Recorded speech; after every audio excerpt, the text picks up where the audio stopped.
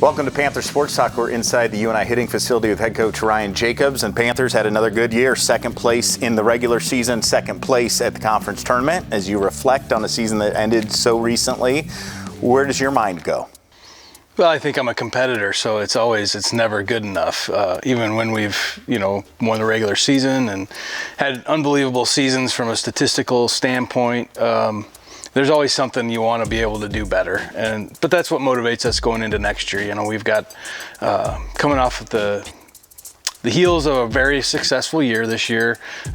We just graduated 9 seniors, so we got a tough row ahead of us, and we got a great group of freshmen and newcomers coming in, so we're excited about them. It's kind of a rinse and repeat, so we're excited about that, and there's a lot of, like I said, good energy coming in, but we just need to take a step back and kind of hit rewind and go back to some true basics to get these newcomers up to speed.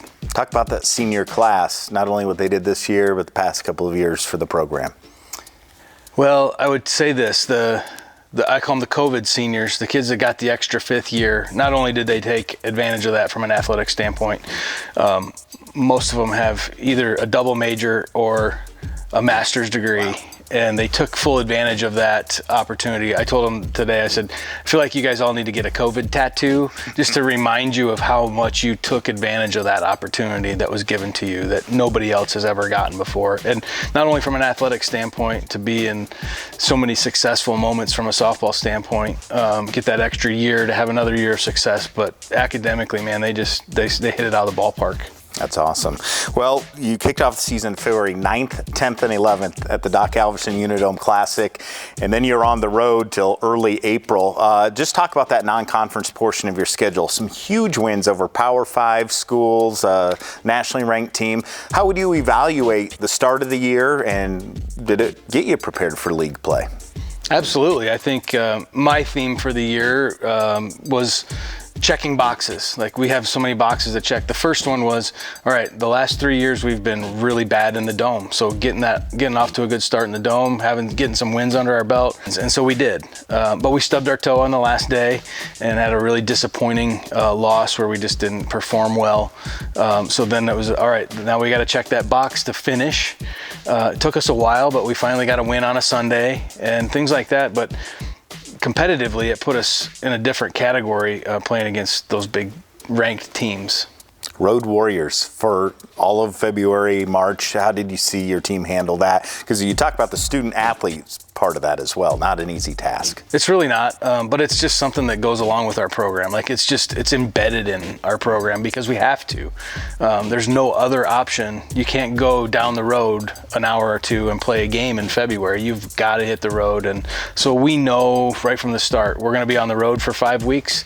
Get a plan together. Don't wait until the second day of classes, the first semester. Make sure it's done on the first day of classes, that you communicate and get your ducks in a row. And our players have done a great job with that and handled it really well. How about league play, the regular season? They strung together a lot of wins there. We did. And I would argue that we had probably one of the toughest schedules of everybody, because we started off on the road at Belmont, who had one of the best pitchers in the league.